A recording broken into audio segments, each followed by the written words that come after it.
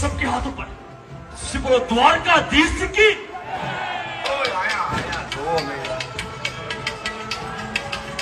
જે ઠાકરના નેજા હેઠળ હું તમે બધા ભેગા થયા છે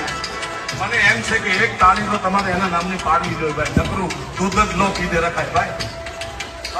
કેટલું ઉનાળી ગયા 20 લીટર 20,000 લીટર તમારી દીકત બચાવે હો ભાઈ